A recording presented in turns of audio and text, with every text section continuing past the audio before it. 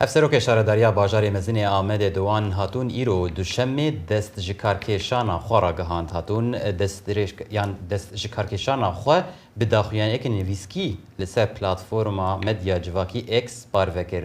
Hevkara me Ozlem Yasak niha li vir li stûdyo me Ozlem tu bixêr hatî. Spas Sirwan. Gelo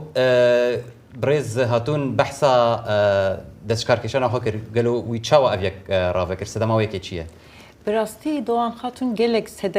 sedemin gringe sereke nişanda ji bo karvekişina xwe ayeki gotku ez li gor prensiba vekişina partiya xwe dem partiye vî karvekişina xwe ra digehînim a dudiya jî wek pirsgirêkên tenduristiyên xwe bicih ani û diyar kir û got ku hinek ji ber van pirsgirêkên saxlemiyê ez bi fîzîkî pir westiya me û me gor bendewariyên prensîbên partiya xwe û hem jî bendewariyên hilbijerên Amedê de astekî têrker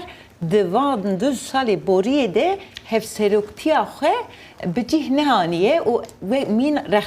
rexneyên xwe da hem ji partiya xwe re û hem jî hilbijerên Amedê ra û got min di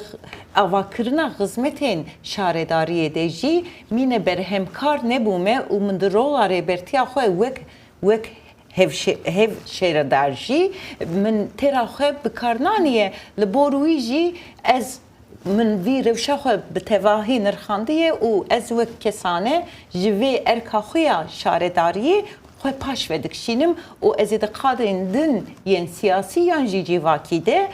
di vê tevgera Kurd de karê xwe bimeşînim. Başa Ozlem Dem Partî هەڵوێستی چ بووە ئایا دەست لە کارکێشانەوەکەی بە فەرمی قبول کردووە؟ بەێ بەفرا بداخوایانیەک نویسکی کۆمیسیۆنا ڕێوێبریên heremiyên Dem Partî karvekişîna xatûn pejirand û got ku demek berê şaredarê Amedê xatûn serî li wan dabû bi van sedemên ku îro daxuyaniyê de rave kiribû. Komisyonê got ku wan hem di nava komisyonê de û hem jî di dezgehên din yên partiyê têkildar re kombûnên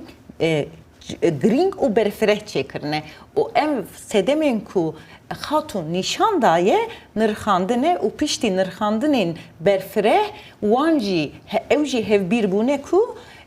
xatûn erkaxuna hev şaredariyê li gor prensîbên partiyê û bendewariyên hilbijerên Amedê bicih nayne û her wiha ji ber rewşa saxlemiya wî jî biryarek di cih daye ku xatûn karvekişina xwe ragihîne. Başa Ozlem yani ev mesela sistema hevşaredariye ya hevserokatiye bigiştî li cem Dem Partî heye li nayê wetê ku li cem hikûmeta Tirkiye heye. قانون يعني قانون تركيا ده أبيك ويتشاوا ورش روفكرن وهروها يعني أنك أف كسك جكار جهف سروكاتيا هف شرداري در كيف قالوا وي كسك جهوي بقرا يعني شو بروسيس شيء براستي برسك gelek gringe Sirwan le İro le Türkiye le ser le gerina online persako heri per hatiye persin eve yani prensiba vekişne çiye o eve pevajo ya jivir şunda çevabe prensiba vekişne tişteki bilo bere ne bu yine na tu ne bu yani brasti de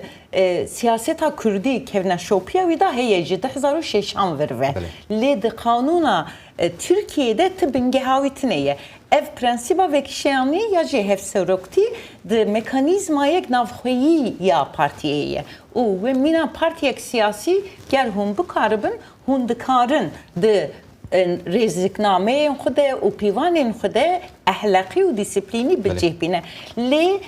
ev partiya Dem Partî û partiyên berê yên tevgera Kurd yên li Tirkiye ji 2006 vir ve vê pîvanê bicih dikin